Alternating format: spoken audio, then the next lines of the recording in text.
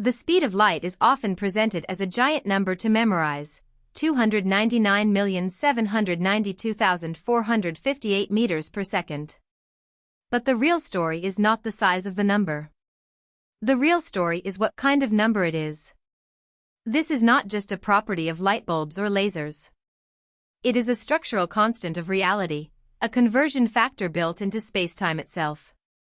In modern physics, we usually call it C. And C sets a limit: no information, no signal, no physical influence can outrun it through vacuum. That single rule reshapes how we think about motion, causality, time, distance, and the universe as a whole. If C were different, nearly every equation in modern physics would look different. Even stranger, C is exact by definition. We don't just measure it and hope the value is close. We define the meter using how far light travels in a specific fraction of a second. So when you hear C, you are hearing both a measured reality and a chosen standard.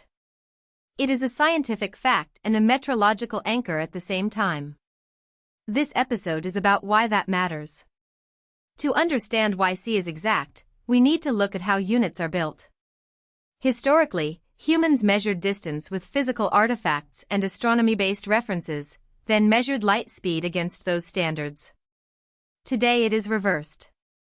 The second is defined using atomic transitions, and the meter is defined as the distance light travels in vacuum in exactly 1/299,792,458 of a second.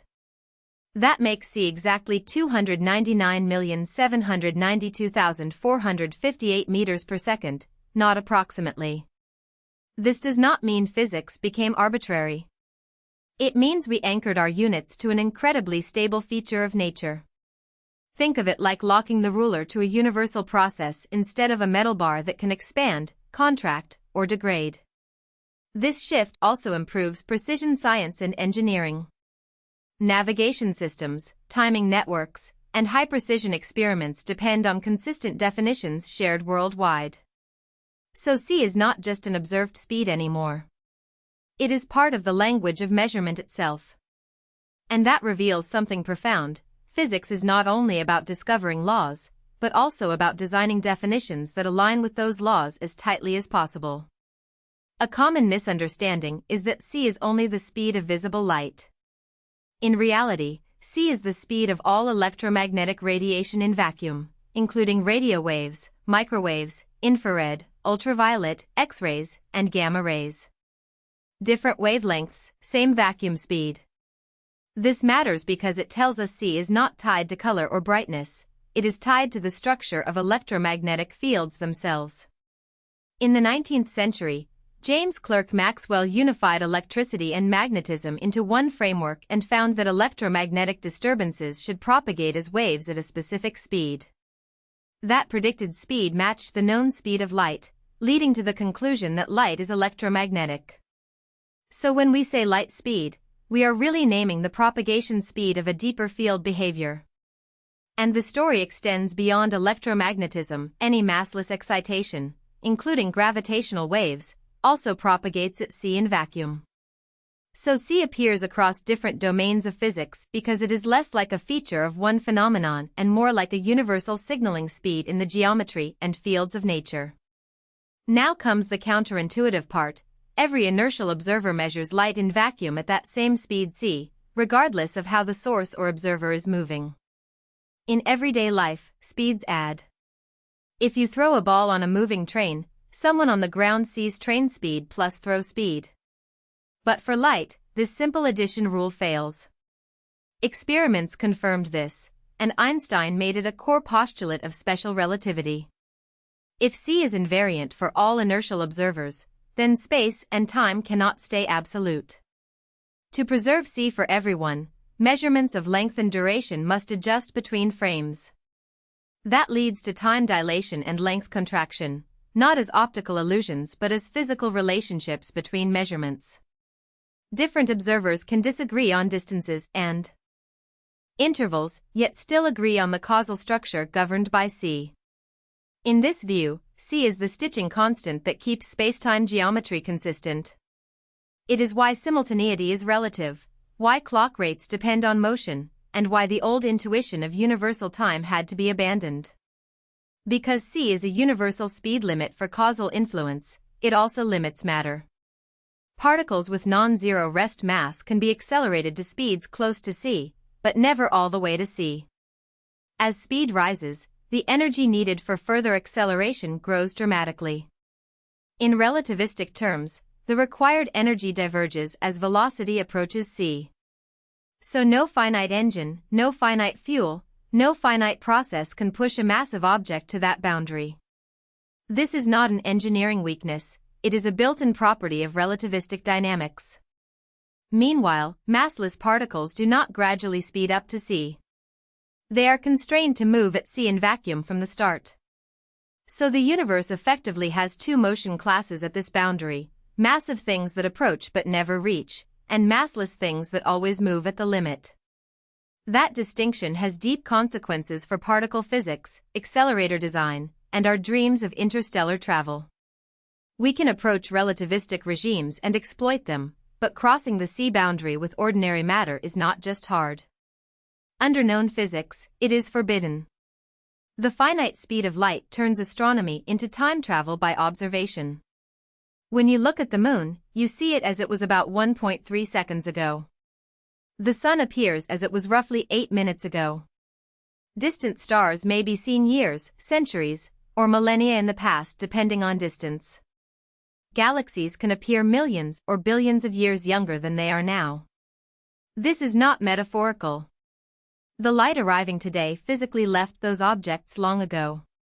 So telescopes are historical instruments. A deeper look into space is also a deeper look into earlier cosmic epochs. That is why cosmology can reconstruct stages of structure formation, galaxy evolution, and early universe conditions from light alone. It also means that what we call the present state of distant objects is not directly observable in real time. We infer it from models. In a very real sense, the universe we see is a layered archive written in delayed signals, and c determines the spacing of those layers. Light's finite speed is not only a cosmic idea, it is a hard engineering constraint. Communication with distant spacecraft has unavoidable latency. Commands to probes near Mars can take many minutes each way depending on orbital positions. Signals to outer planets can take hours. That delay changes mission design completely. You cannot joystick drive distant probes in real time. Systems need autonomy, planning windows, and fault tolerance because immediate human correction is impossible across those distances. The same principle appears on Earth at smaller scales. In high-speed computing and networking, signal propagation delays set minimum latency floors. Even if processors become faster, information still needs time to cross chips, data centers, and continents. As systems scale, geometry and c become architecture problems. Engineers place components strategically, optimize routing paths, and synchronize clocks precisely because speed of light delays can dominate performance at extreme scales. So c is not just a textbook ceiling, it is a daily design parameter in modern technology. How did we learn light is not instantaneous? One historic breakthrough came from Ole Romer in the 17th century. By tracking eclipses of Jupiter's moon Io, he noticed timing shifts depending on Earth's position in its orbit. When Earth was moving away from Jupiter, eclipses appeared later than expected. When moving closer, they appeared earlier. The pattern suggested an extra travel time for light across changing Earth-Jupiter distances. This was a conceptual revolution.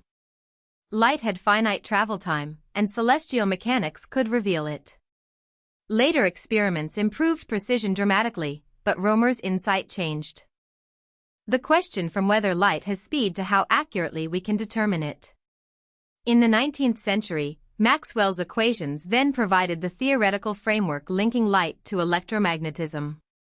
In the 20th century, Einstein reframed c as a postulate about inertial frames and built relativity around it. So the modern meaning of c was assembled piece by piece: observational clues, field theory, and geometric reinterpretation. Einstein's famous equation E equals mc squared made c iconic, but its deeper message is often oversimplified. The squared c is a conversion factor between mass and energy units, showing that rest mass itself corresponds to enormous stored energy. Because c is so large, even small mass can map to huge energy, which is why nuclear processes release such significant amounts relative to chemical reactions. But c in relativity does more than appear in one equation. It links temporal and spatial dimensions in spacetime intervals, defines light cones that separate possible causes from impossible influences, and controls how momentum and energy transform across frames. In other words, c is woven into the grammar of relativistic physics. Once c is finite and invariant, Newtonian approximations become special low-speed limits rather than universal truth. Everyday mechanics still works where velocities are tiny compared to c, but high-speed or high-precision regimes require the relativistic framework. So c is not a decorative constant in physics formulas. It is one of the load-bearing beams. What about things that seem faster than light? This is where precision of language matters. In transparent media like glass or water, light moves slower than c because interactions with matter delay net propagation. The refractive index n equals c divided by v, where v is light's speed in that medium. So for glass, where n is often around 1.5, light moves at roughly 2/3 of c. In air, the effect is tiny but still real, speed is slightly below vacuum c. None of this violates relativity because c is specifically the vacuum limit and causal ceiling. Another confusion involves cosmic expansion. Over very large scales, space itself can expand so quickly that distances between far regions increase faster than c. That does not mean objects are locally moving through space past light speed in the usual sense. It means the metric describing space is changing. Relativity constrains local signal propagation, not global growth of scale factor in the same way. Distinguishing these cases prevents false paradoxes. So why does this single constant feel so central? Because c sits at the intersection of measurement, theory, and reality. It defines a unit, predicts propagation, limits causality, shapes astrophysical observation, and constrains technology. It tells us why the night sky is a record of the past, why deep space communication is slow, why time is not absolute, and why mass and energy are interchangeable forms. If you treat c as just a speed number, you miss the architecture. If you treat it as a universal rule, modern physics snaps into focus. The speed of light is not merely how fast photons travel, it is the pace at which the universe allows cause to become effect.